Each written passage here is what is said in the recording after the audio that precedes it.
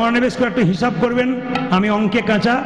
ছোট্ট দুঃখী বলল, যেমন তেমন জন্ম নয়, আমি 84 লক্ষ জনি ভ্রমণ করে এই মানব জন্ম পেলাম। শুধু সে নয়, যারা কীর্তন শুনতে এসছেন সবাই 84 লক্ষ জনি ভ্রমণ করে মানব জন্ম পেয়েছেন। একটু গুনবেন, 20 লক্ষ বার গাছ গাছরা রূপে জন্ম নিলাম। কত রকমের গাছ হতে হতে যেদিন তুলসী বৃক্ষ রূপে জন্ম নিলাম, যেদিন আমি তুলসী বৃক্ষ রূপে জন্ম শুনবেন বাবারা, 20 লক্ষ বার গাছ গাছেরা রূপে জন্ম নিতে নিতে যেদিন আমি তুলসী বৃক্ষ রূপে জন্ম নিলাম, যেদিন তুলসীর পাতা গোবিন্দের সেবাই লাগলো, যেদিন তুলসীর ডাল কণ্ঠে মালা করে ভক্ত পড়ল, সেদিন গাছ জন্ম থেকে মুক্তি হয়ে গেল। কত হলো? 20 লক্ষ। 9 লক্ষ বার জলে জন্ম নিলাম। কত রকমের জলজন্তু হতে হতে যেদিন শঙ্খ রূপে জন্ম নিলাম,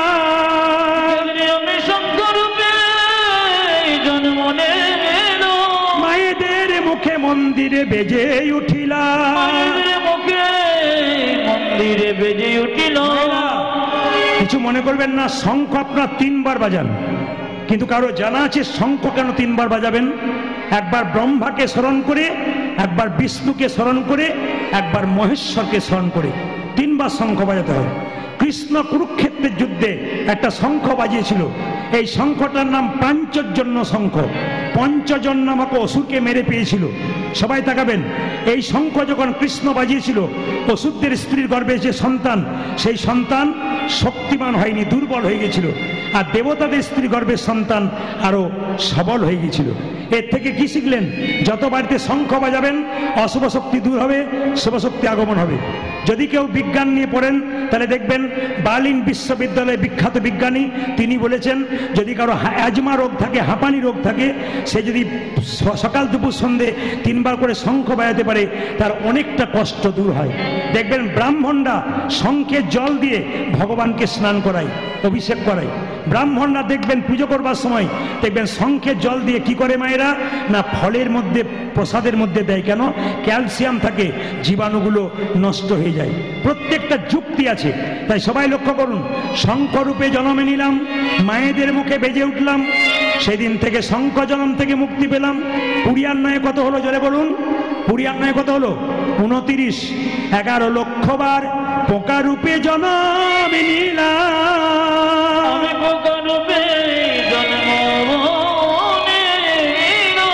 ফুল থেকে মধু সংগ্রহ করি, সেই মধু যেদিন গোবিন্দের সেবাই লাগালাম,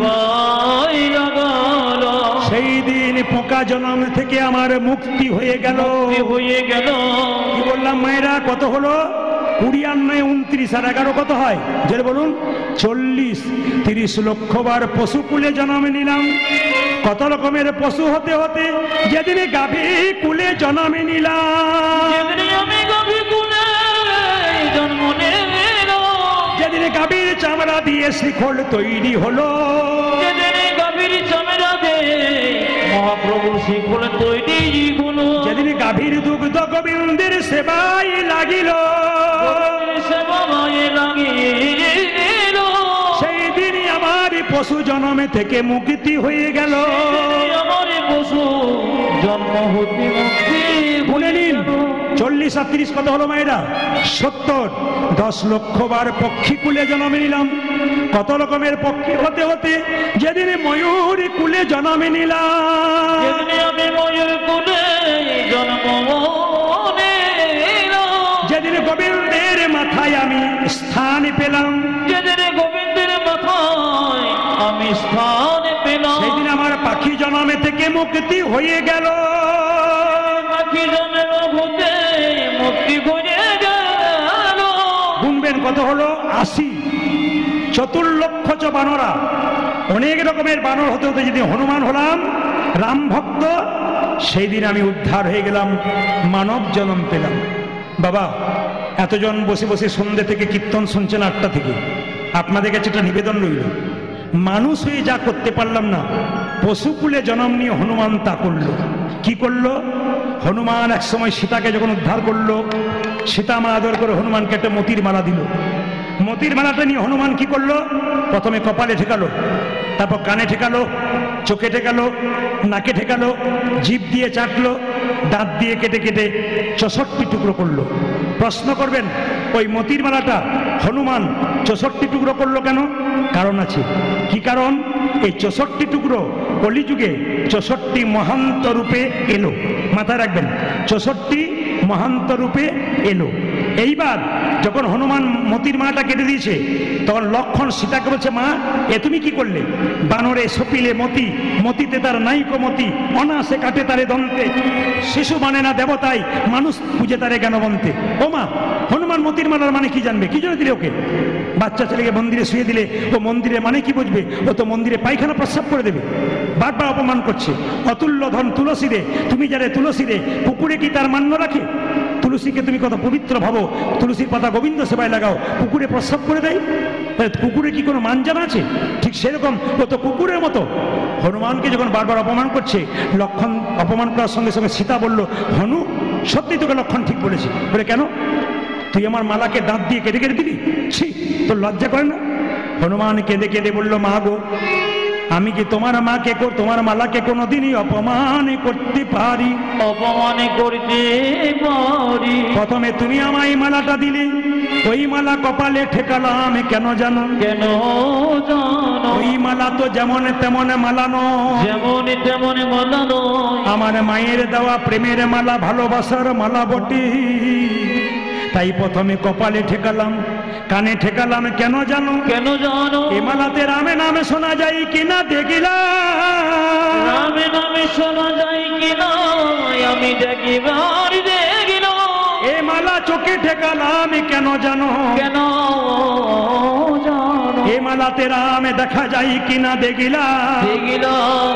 নাক দিয়ে সুখে সুখে দেখিলাম কেন জানো? কেন জানো? এ মালাতে রাম অঙ্গের গন্ধ পাওয়া যায় কিনা দেখলাম।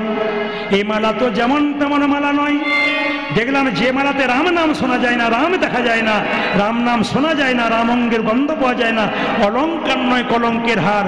তাই আমি দাঁত দিয়ে কেটে কেটে ফেলে দিলাম। লক্ষণ তাড়াতাড়ি হনুমানের হাত ধরে ধরে বলে, হনুমান রে, আমি যেমন ভাবে ভগবান ভজনা করেছি, তুই তো তেমন ভাবে ভগবান ভজনা করতে পারিস। আহা, আমি ভেবেছিলাম আমার অহংকার ছিল, রাম আমার দাদা, আমি তার ভাই। হ্যাঁ রে, তুই কি তোর হৃদয় মাঝে রামকে দেখাতে পারবি?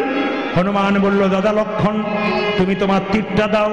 চেনা লক্ষণ তীরটা দিয়েছে, হনুমান বক্ষ বিদীর্ণ করেছে। দেখা একা রাম নয়, দেখে সীতারামের যুগল মিলন, সীতারামের যুগল মিলন, সীতারামের যুগল মিলন, সীতারামের যুগল মিলন। হনুমানের হৃদয় মাঝে সীতারামের যুগল মিলন। আমার হনুমানের হৃদয় মাঝে সীতারামের যুগল মিলন। হনুমানের হৃদয় মাঝে সীতারামের যুগল মিলন।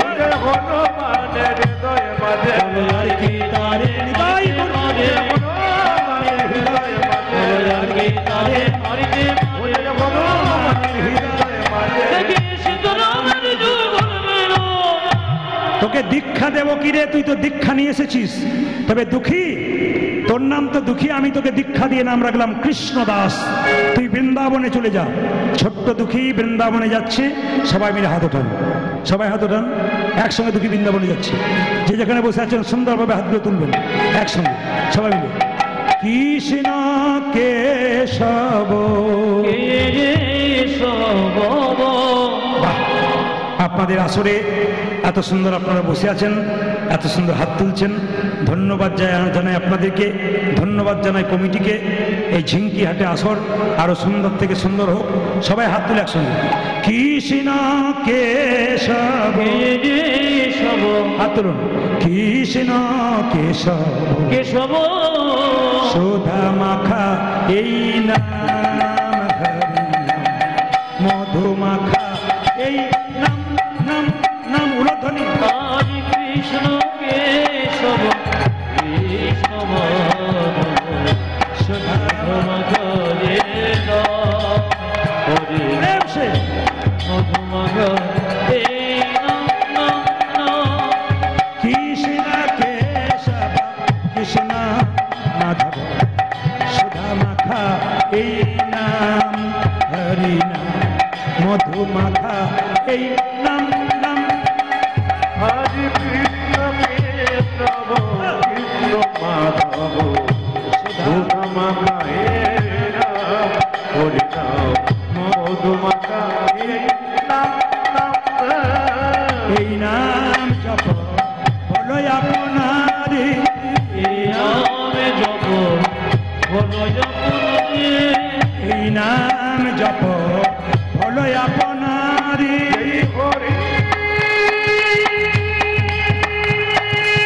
উলধ্বনি উলধ্বনি হরি বল।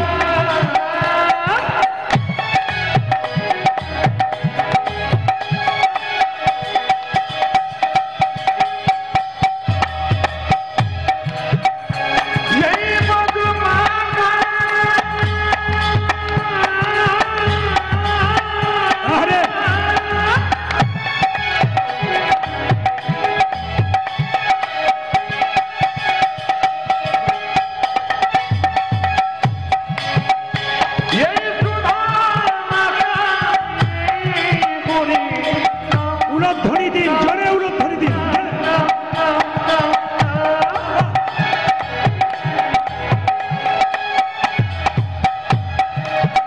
এই নামে দেব করে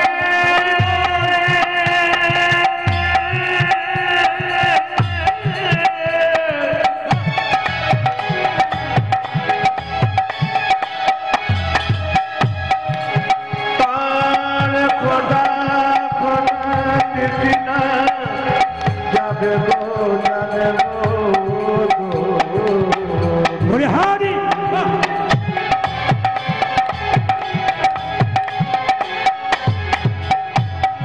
তোমারে নামে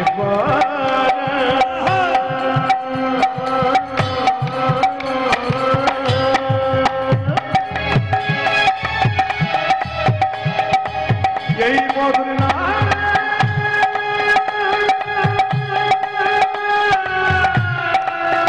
উলধ্বনি উলধ্বনি উলধ্বনি, বলে হারি।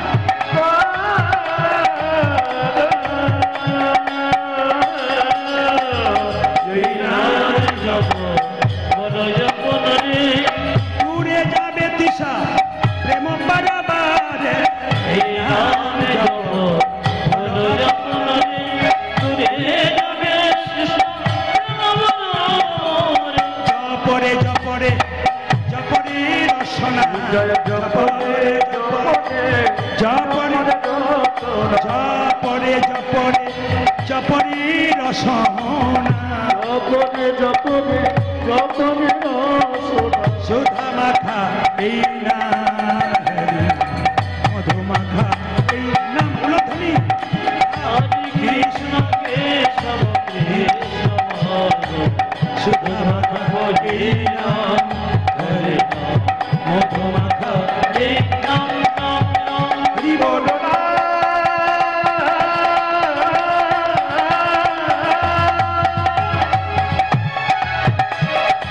বল কৃষ্ণ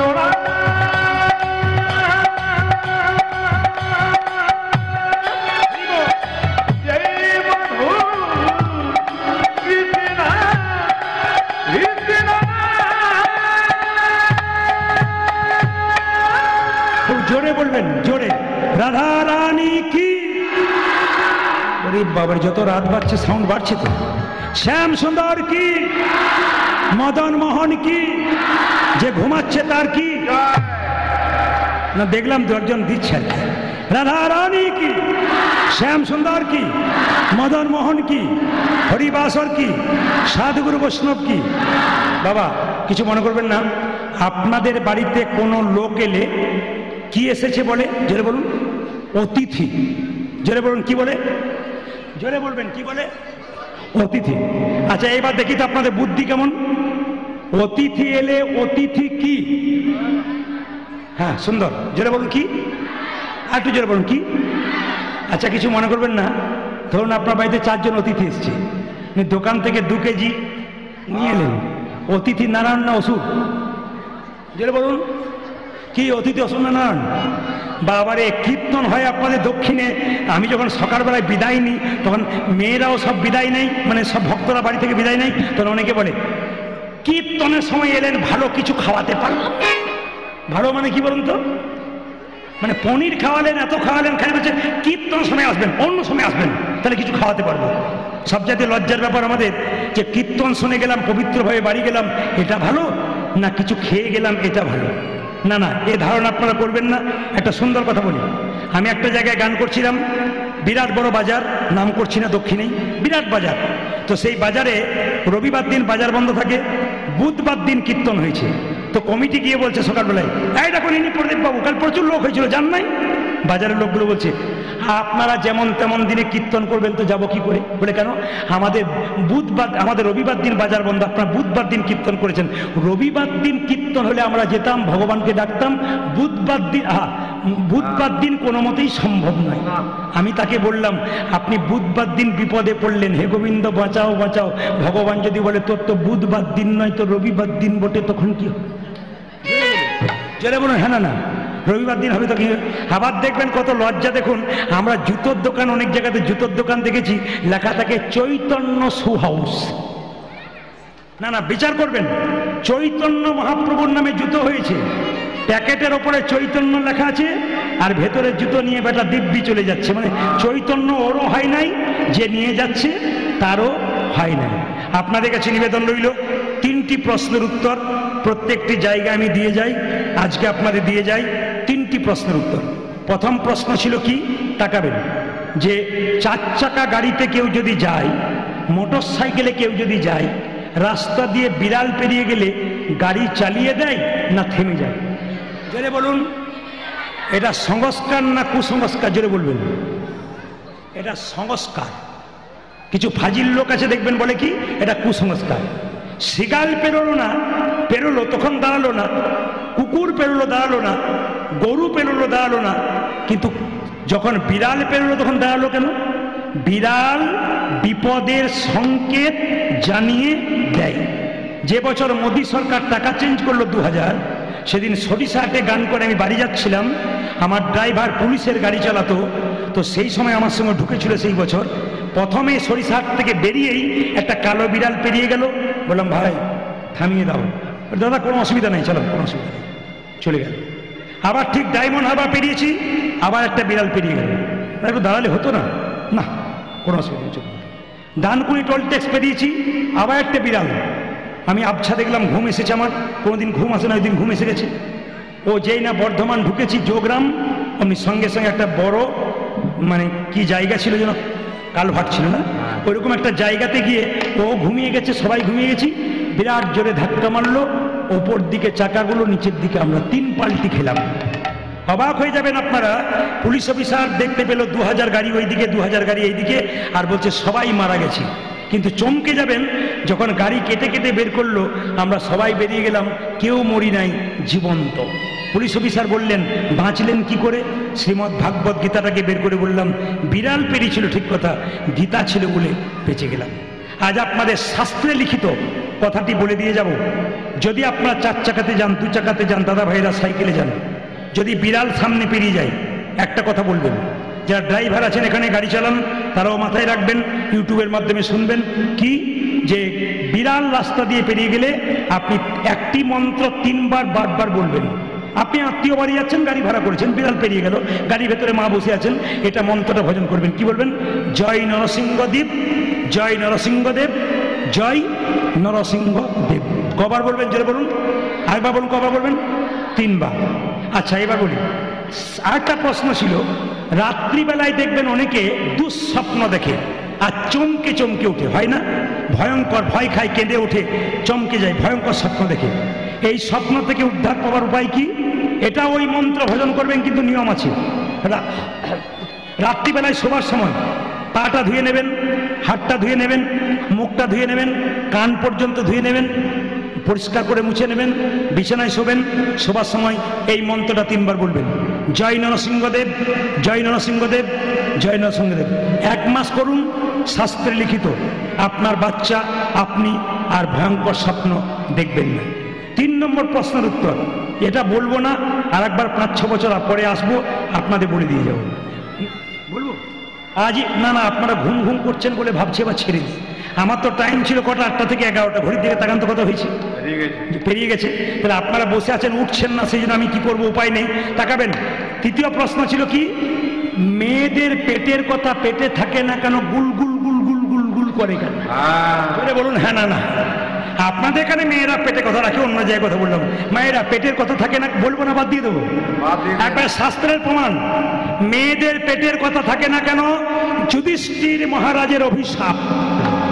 কোথায় তাকাবেন, কাকে দিয়েছিল? কুন্তিকে। মাকে অভিশাপ দিয়েছিল ছেলে। কখন দিয়েছিল তা বলার আগে বলি, আমাদের ওখানে আস্তে আস্তে আমাদের ওখানে স্বামী তার স্ত্রীকে রাত্রিবেলায় বলছে, দেখো বাবু একটি কথা বলবো, কাউকে যেন বলো না। তার মেয়েটি বলছে, আমি নারদ নাকি বলে বলে বেড়াবো, তোমরা তো চিন্তা না, তুমি বলেই দেখো। এই যেই না বলেছে, সকালবেলায় পাড়ায় পাড়ায় বলে বলে বেড়াচ্ছে, একটি কথা বলবো কাউকে বলবো না, একটা কথা বলবো কাউকে বলবো না।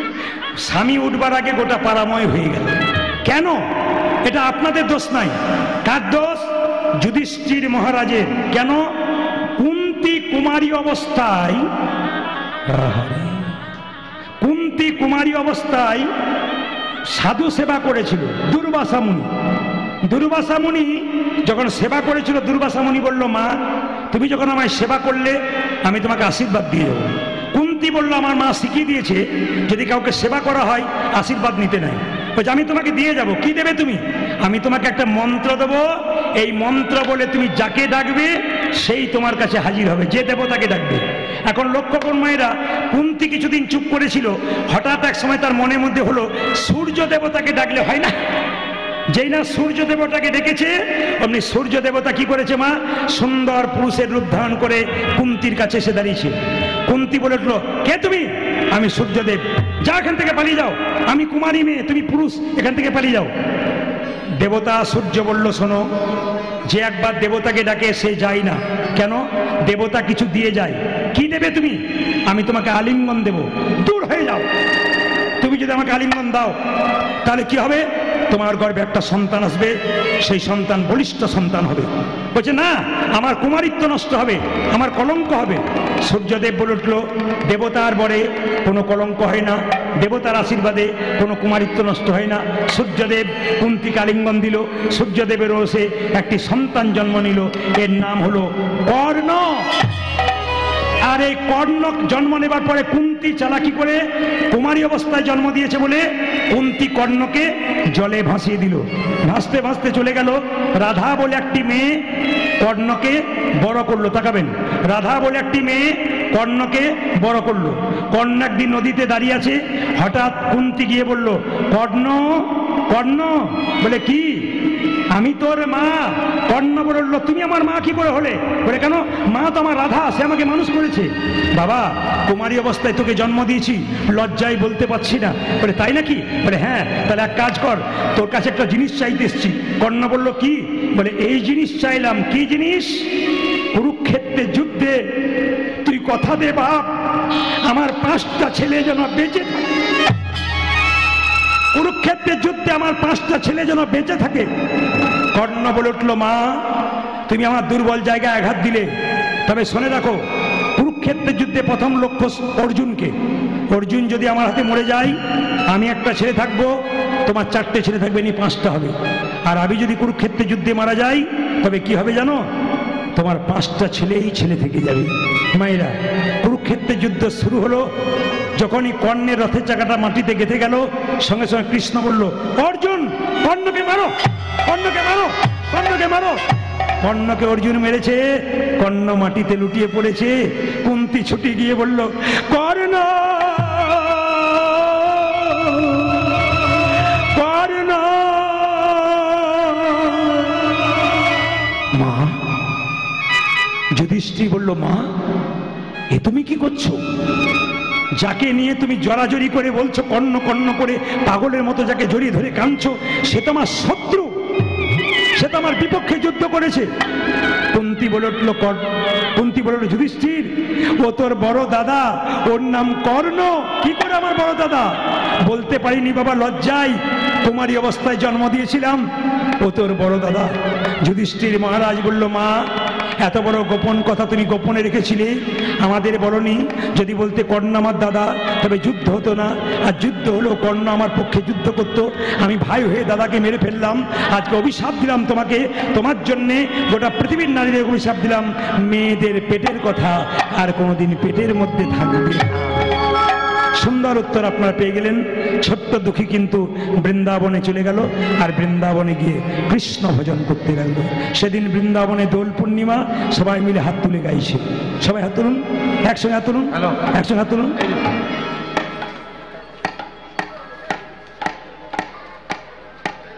আচ্ছা, কমিটির ছেলেরা আপনাদের কাছে একটু ভিক্ষার জন্য যাবে।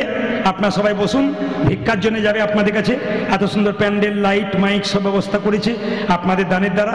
আপনারা কীর্তনের শেষে আমাকে 1 টাকাও দেবেন না। কমিটি যারা আছেন, প্রহ্লাদ টল্লাদ যারা আছো, বা যাদেরকে আমি চিনি না, সবাই মিলে একসঙ্গে এসে মায়েদের কাছে আতল পাতো, আর সবাই মিলে হাত তুলে বৃন্দাবনে বিল্ল ছোট্ট দুঃখী চলে গেল, আর গাইতে লাগলো। সবাই হাত তুলুন, একসঙ্গে হাত তুলুন, তালি।